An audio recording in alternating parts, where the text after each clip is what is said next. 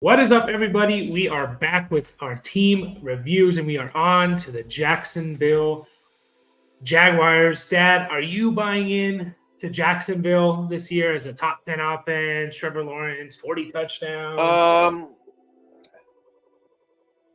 Top 10. Wow. Yeah, I think so. I think they seem to have all the pieces and parts. I don't know much about their offensive line. I know their left tackle was suspended for a number of games. I mean, obviously, you can have all the wide receivers and running backs in the world, but if you don't have much of an offensive line, you're not, going to be anything. So we'll Yeah. we'll see. Everybody's Trevor Lawrence this, Trevor Lawrence that. We'll see.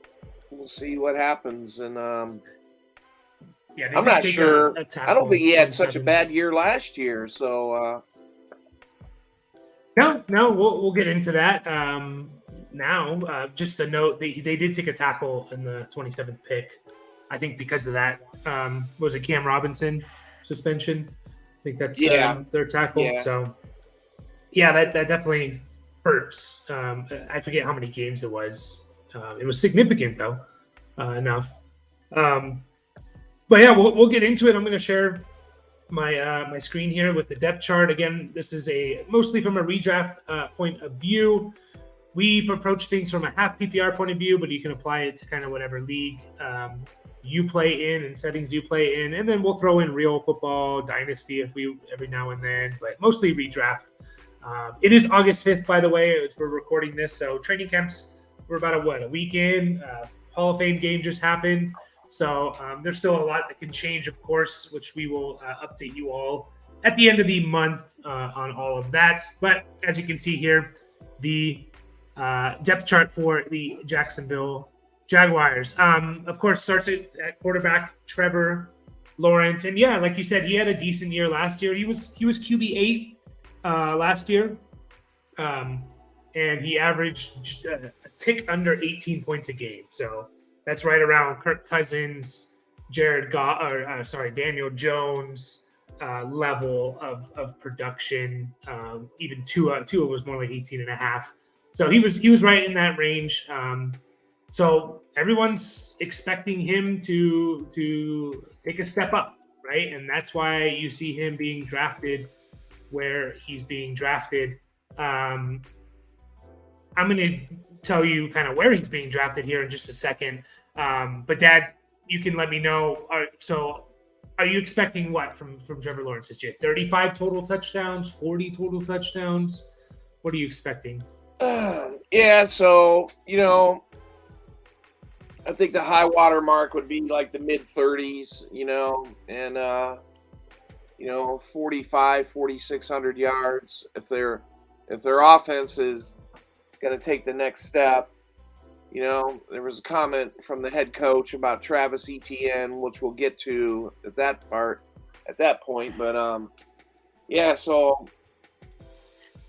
I mean, he had Trevor Lawrence, like you pointed out, he didn't have such a bad year last year. No, I mean, he Well, had he's 30 looking total for more touchdowns, now. 25 passing, 5 rushing. Yeah, I'm not completely buying into the Jacksonville moving from like where they are to Trevor Lawrence throwing for 600 more yards and 10 more touchdowns. So I'm just not completely buying it. I mean, I can see him getting, like you said, 32, 33 touchdowns, 4,400 yards, but to me, that doesn't justify where he's going in drafts. I'm I've mentioned it before, but kind of how I want to approach the quarterback position is I don't really want to start thinking about taking one until around 7 or 8, unless a guy drops in value, right? A Mahomes drops to the late second round. A Josh Allen is there in the late third round, right? If there's value there, I'll take it. Trevor Lawrence is QB 8, and he's going in early round 5. And to me, that's just too rich. I'm looking at guys right behind him. Deshaun Watson, you can get 22 picks later, almost 2 rounds later, late round 7 or early round 7. Sorry. Tua is going 40 picks later, so we're talking about 3.5 rounds later. So we're talking about mid round 8 versus taking Trevor Lawrence in the beginning of the 5th round. Both those guys I can see having a better year than Lawrence. I'm not saying it's guaranteed. Even a Dak Prescott, I think, could have a better year than Trevor Lawrence. That's kind of where I'm at, Dad. I think you're a little more in on Lawrence in the early 5th. I think you're okay with it. Is that right? Am I getting that right? I think, he's probably definitely gonna improve. We'll just see to what level. Part of it, has to not only him, but of course the coaching staff and things like that. So we'll see. We'll see what happens to the Jaguars. They should win their division. Yeah, I'm not even convinced about that, but I don't know. Like if I told you, Dad, Trevor Lawrence in early round 5 or Tua in the middle of round 8, are you taking? Yeah, I think I could. I think I wouldn't mind waiting for Tua. I mean, just think of all the other players you can stock up on.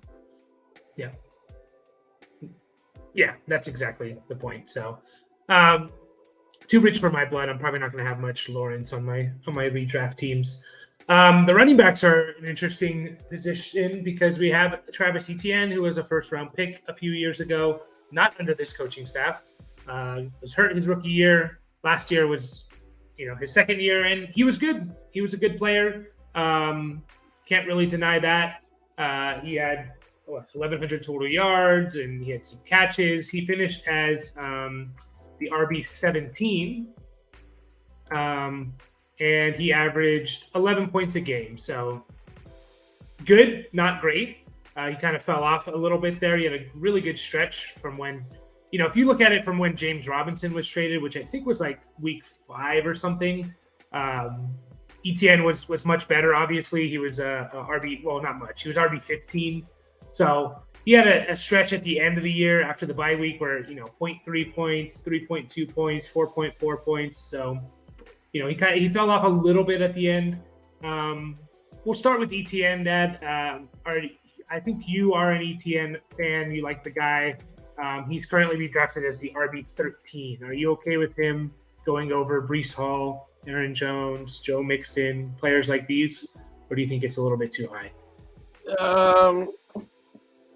Yeah, I'm okay. I kind of like the guy. I consider last year his rookie year, because, he got hurt his first year. So his coach, Doug Peterson, he just came out a couple days ago and says he wants ETN, 1,700 yards rushing. I'm like, wow. And I thought, we better be bringing Lawrence down then.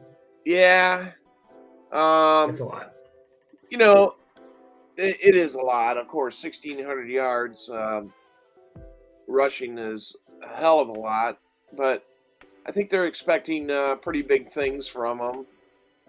Yeah. No, I mean, I saw that note too, and I thought the same. Like, oh, that's a lot. Like, not many guys get to that 1,700 plateau.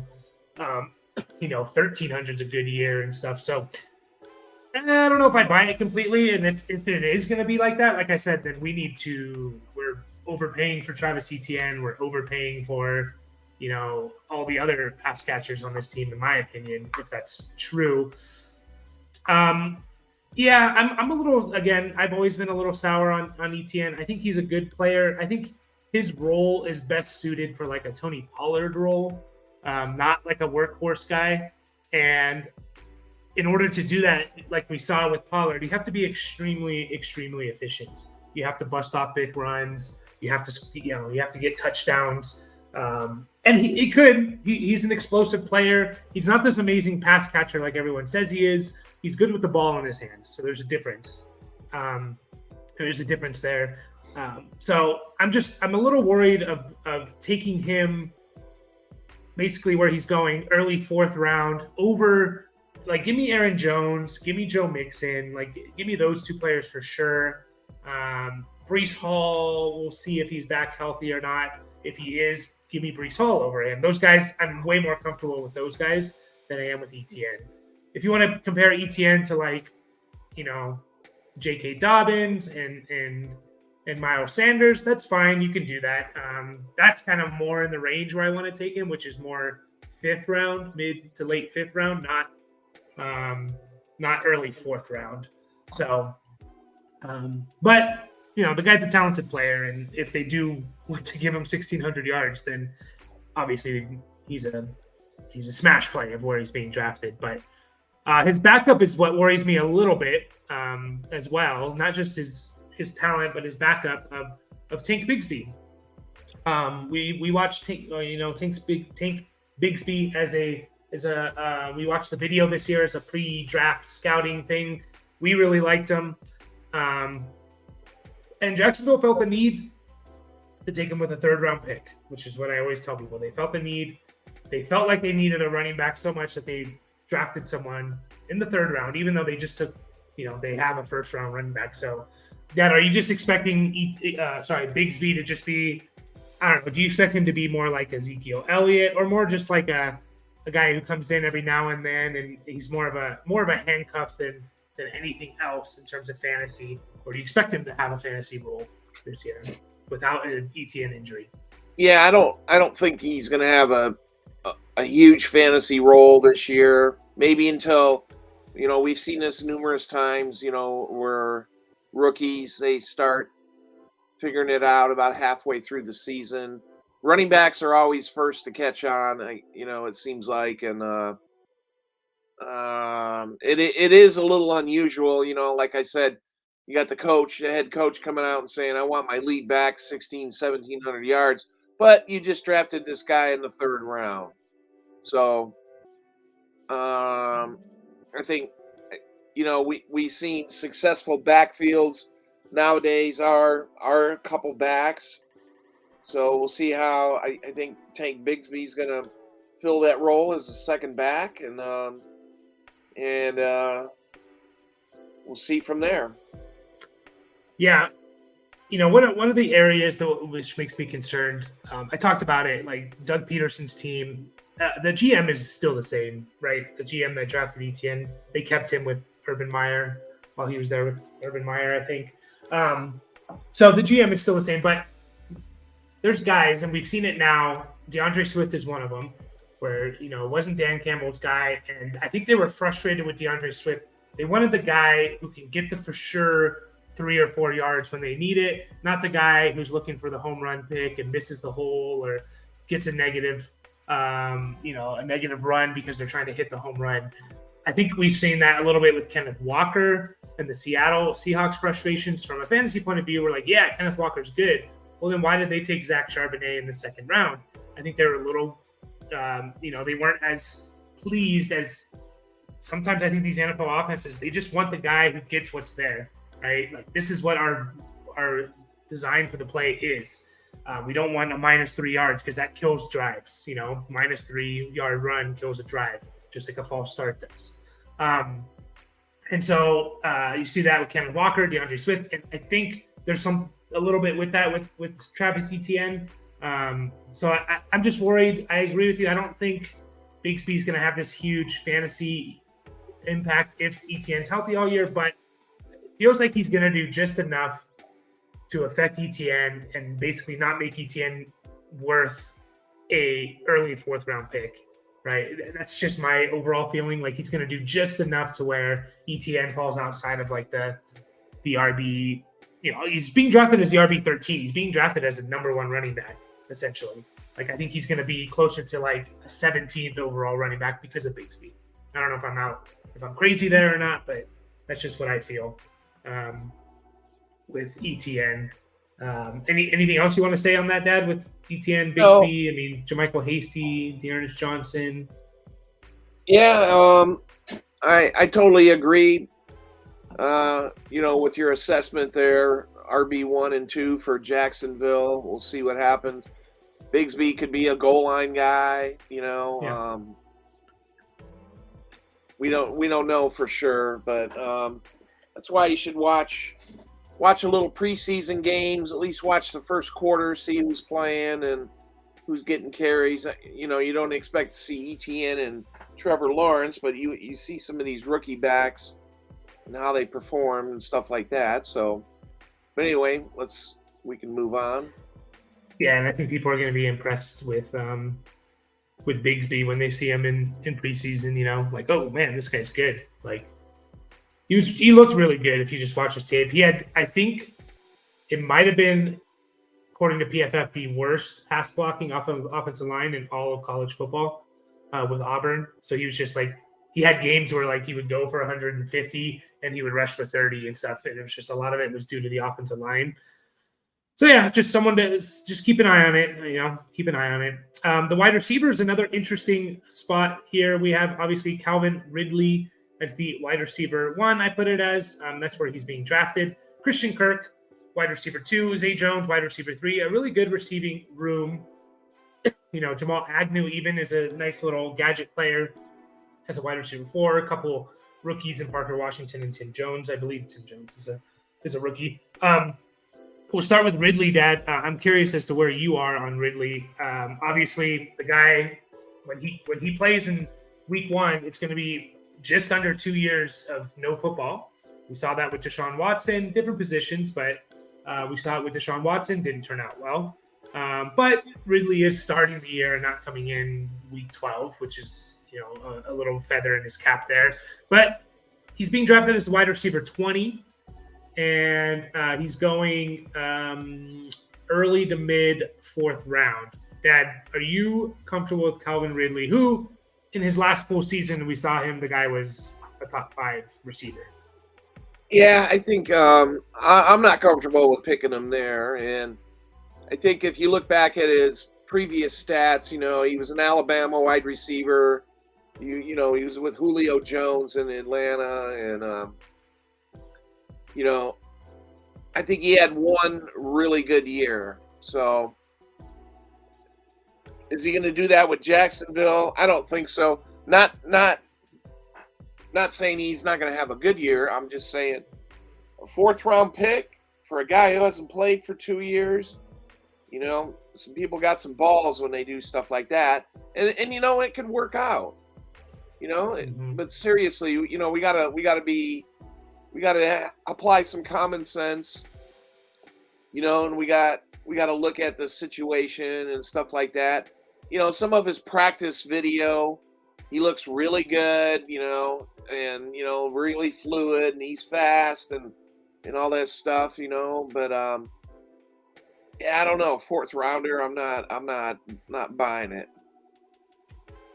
Yeah, it's tough. It really is, like you said. And yeah, he had one really good year. He had 3 straight fantasy relevant years. He had 1 elite year, and that was the year that Julio Jones was not there. Was his big year, I'm pretty sure. Or Julio Jones was hurt, maybe. Can you hear me? Okay. Yeah, I hear you fine. Keep going. Yep. Okay. So yeah. Lost your screen. There it is. There we go. I think we're back.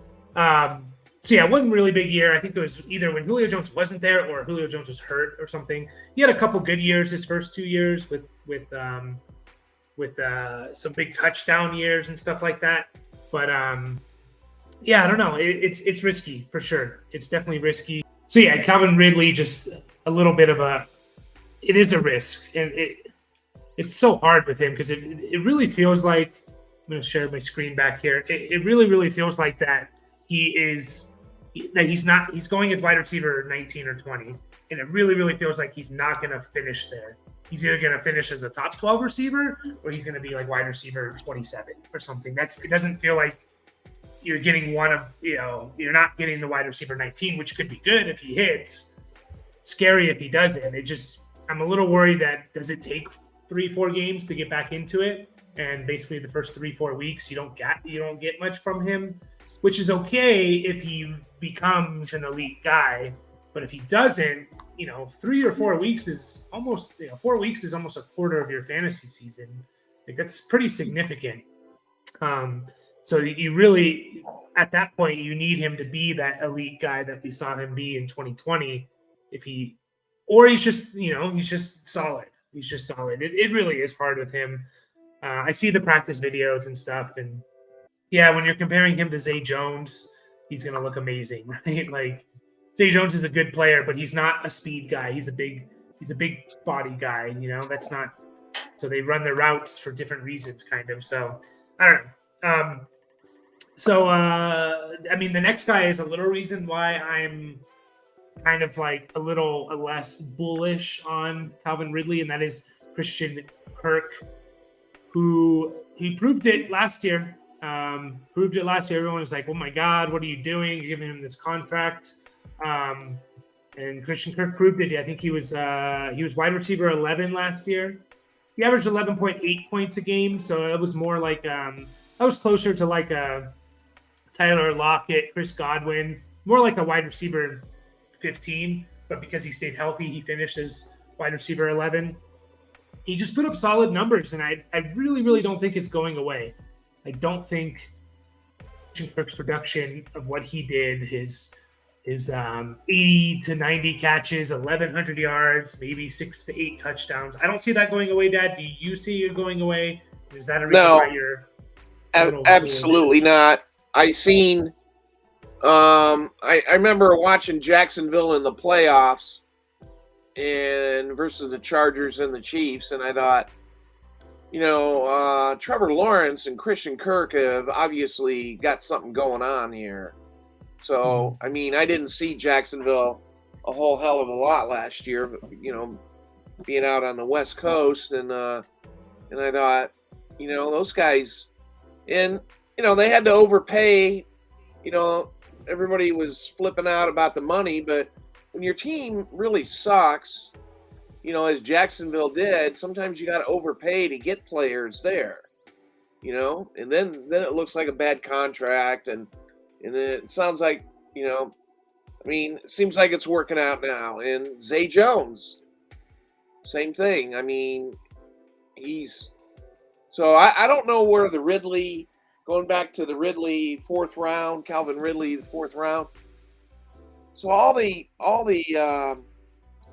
pass catchers and offensive weapons, I mean, this is their second year together, wide receivers, tight ends, running backs. And now we're slipping in another guy and we're going to draft him in the fourth round on fantasy. It's like, I can't do that. Not saying I don't like Calvin Ridley. I just don't like Calvin Ridley in the fourth round, but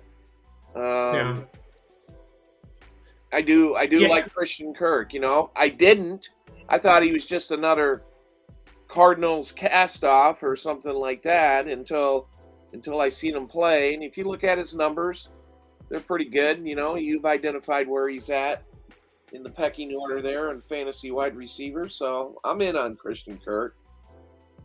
Yeah.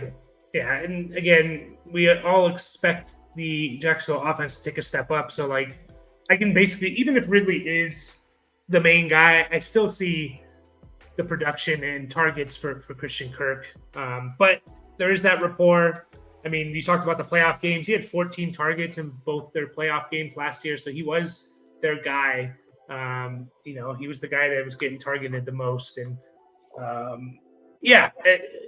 I was just looking at where Christian Kirk's being drafted. It was a little more like a 2 to 3 round difference between Kirk and Ridley, which is why I was like completely in on Kirk.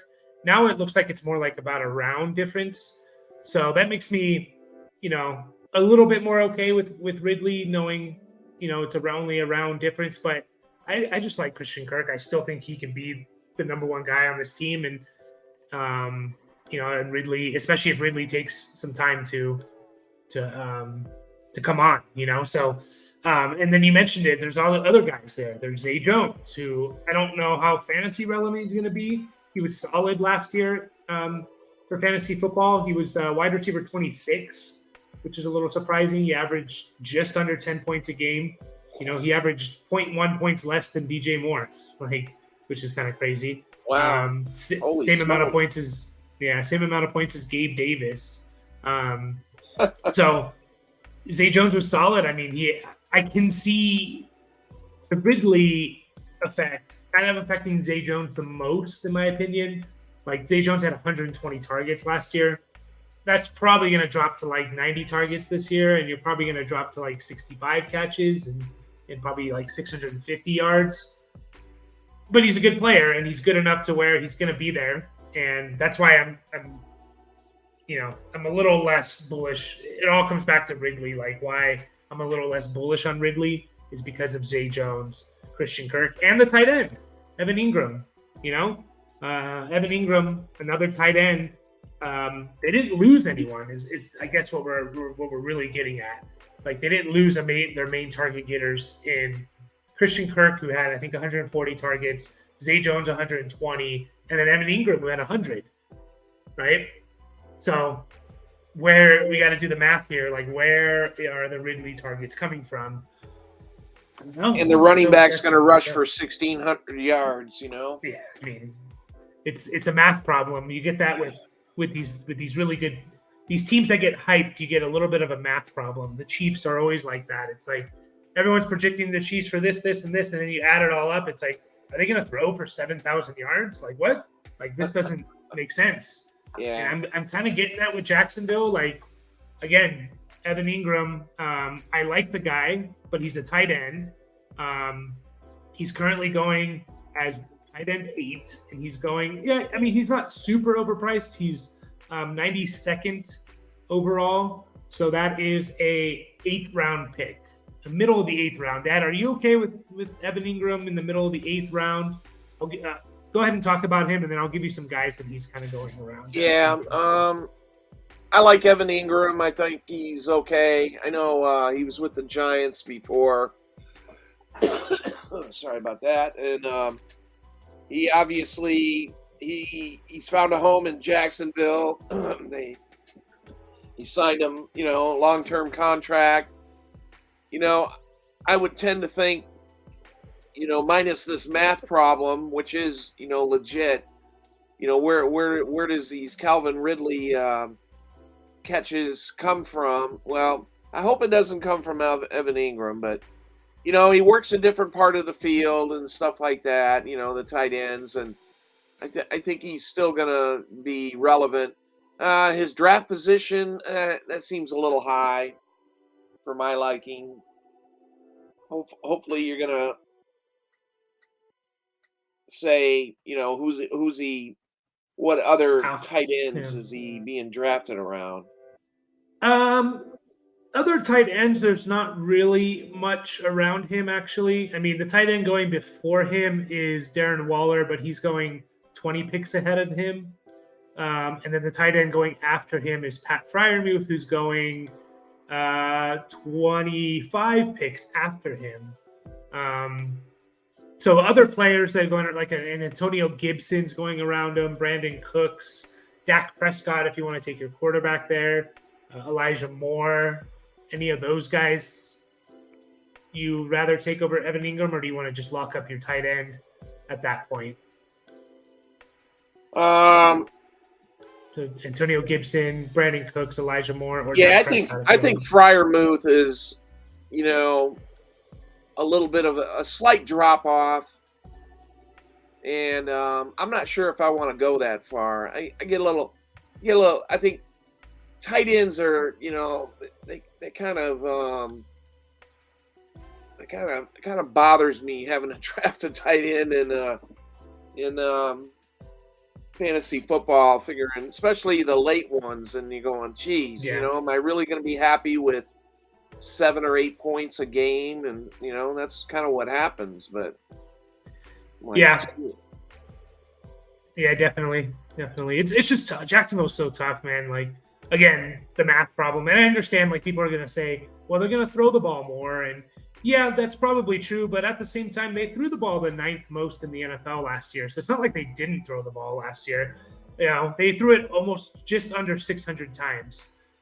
So do they get to like the top 5 level where they threw the ball like 650 times? It's okay. So there's 60 more passes. That's not enough for Ridley. So then are you saying like Christian Kirk loses 20 targets, Zay Jones loses 20, so now we're looking at, and then Evan Ingram loses 15, so now we're looking at 100. I guess you can get there if you do that. If you add 60 more passes into the offense. You can get to 150, 15, 120. It's just, I don't know. It makes me want to avoid kind of Jacksonville in general, just because there's a whole lot of uncertainty, and you do have to invest a 4th round in Ridley, a 5th round in Christian Kirk, or a 6th round in Christian Kirk, a 8th round pick in Evan Ingram. Like, these are significant picks you're investing in them. So, they're one of the hardest teams in my opinion. I think it looks really good for Lawrence though. Like, you put a feather in Lawrence cap. I'm still not going to take him in the 4th or 5th round, but having all these, having 3 deep at receiver, a good tight end, a good running game, like, does look good for Lawrence. I will say that. So, anything else, Dad, you want to say? You mentioned you think they're going to win the division. You stand by that? Yeah, I think so.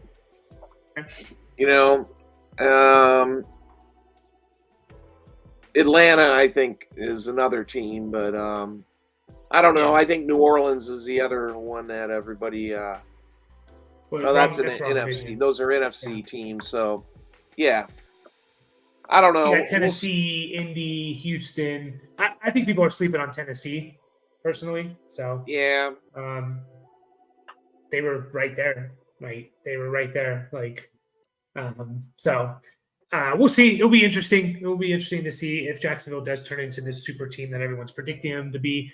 But we're going to finish up there. As always, if you could like the video and subscribe, that would be fantastic. We are going to be back with another team that gets overinflated a bit in the Kansas City Chiefs. We'll catch you guys